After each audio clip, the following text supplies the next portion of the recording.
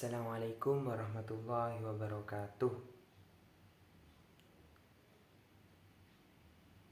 Oke, kembali lagi di channel saya Ahmad Rizal. Di sini saya akan memperkenalkan diri, yaitu nama saya Ahmad Rizal, alamat Sumber Petung, Ranuyoso, Lumajang.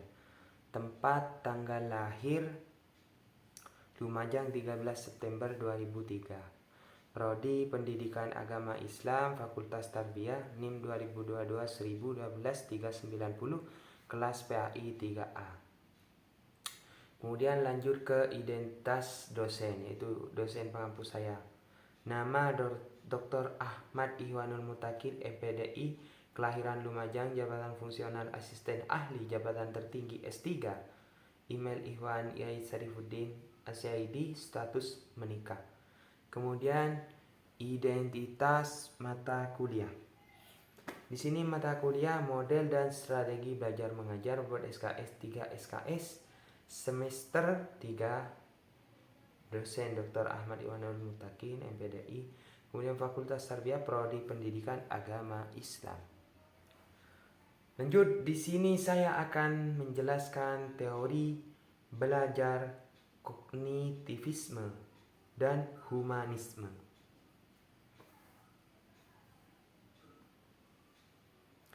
Teori belajar kognitivisme dan humanisme. Tidak ada satu teori belajar yang benar atau salah karena setiap teori memiliki kelebihan dan kekurangan.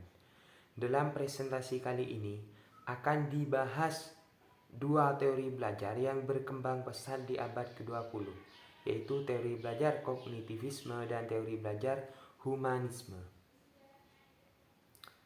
Pengenalan teori belajar. Teori belajar adalah sebuah kerangka pemikiran mengenai bagaimana seseorang memperoleh, memproses, dan mengingat informasi. Teori belajar ini mempengaruhi cara mengajar dan belajar. Kemudian pembahasan teori belajar kognitivisme. Menurut teori kognitivisme, belajar adalah sebuah proses mental di mana individu membangun pengetahuannya melalui kognisi seperti memperhatikan, memproses, mengingat, dan memecahkan masalah. Teori ini menekankan pada peran pemrosesan informasi dalam belajar, sedangkan menurut teori ini belajar terjadi ketika individu memproses informasi yang diterima dari lingkungan dan mengorganisasikan dalam bentuk skema atau pola pikir. Nah, gambar di pinggir itu Jean Piaget, seorang psikolog. Piaget mengembangkan teori perkembangan kognitif anak.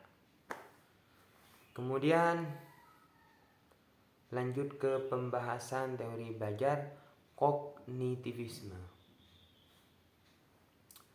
Teori belajar kognitif memiliki perspektif bahwa peserta didik memproses informasi dan pelajaran melalui upayanya mengorganisir, menyimpan, dan kemudian menemukan hubungan antara pengetahuan yang baru dengan pengetahuan yang telah ada.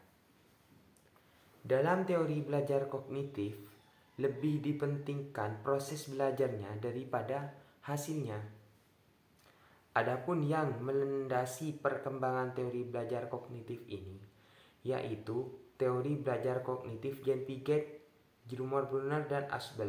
Dari ketiga peneliti ini masing-masing pun memiliki penekanan yang berbeda pada teori belajar kognitif tersebut. Piaget berfokus pada perkembangan kognitif anak yang meliputi 4 tahap, yaitu 1. Sensori motor, 2. Pre-operasional, 3. Konkret operasional, dan 4. Formal operasional. Kemudian lanjut ke pembahasan teori belajar kognitivisme. Sementara itu, Ausubel menekankan pada aspek pengelolaan organizer yang memiliki pengaruh utama terhadap belajar. Sedangkan Brunner bekerja pada pengelompokan atau penyediaan bentuk konsep sebagai suatu jawaban atas bagaimana peserta didik memperoleh informasi dari lingkungan dengan 3 tahap, yaitu tahap enaktif, tahap ikonik, dan tahap simbolik. Kemudian contoh penerapan teori belajar kognitivisme, yaitu contoh penerapannya. Jadi di sini tes personalitas. Saat seseorang mengerjakan tes personalitas, mereka menggunakan kemampuan kognitif untuk memahami dan menyelesaikan soal tes. Kemudian lanjut belajar bersama. Ketika pelajar belajar materi bersama, mereka berkesempatan untuk bertukar informasi dan pemikiran, sehingga dapat meningkatkan pemahaman tentang materi yang dipelajari. Kemudian memahami self-regulation. Self-regulation atau kemampuan mengatur diri memberikan manfaat bagi teman sekelas dalam menyelesaikan tugas sekolah dengan sangat baik. Kemudian lanjut ke pembahasan teori belajar humanisme. Teori belajar humanisme menempatkan individu sebagai pusat belajar. Individu mempunyai kekuatan pribadi untuk mencapai potensinya, sehingga guru harus merangsang kognisi siswa dalam belajar mandiri. Teori ini menekankan pada pentingnya memahami individu secara keseluruhan, termasuk aspek psikologis, emosional, dan spiritual. Menurut teori ini, belajar terjadi ketika individu merasa terlibat secara penuh dalam proses pembelajaran dan memiliki kontrol atas pengalaman belajar mereka. Pembahasan teori belajar humanisme.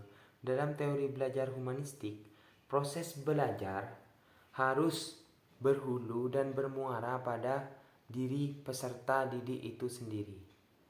Meskipun teori ini sangat menekankan pentingnya isi dari proses belajar, tapi kenyataannya teori ini lebih banyak berbicara tentang pendidikan dan proses belajar dalam bentuknya yang paling ideal. Dengan kata lain, teori humanistik lebih tertarik pada ide belajar.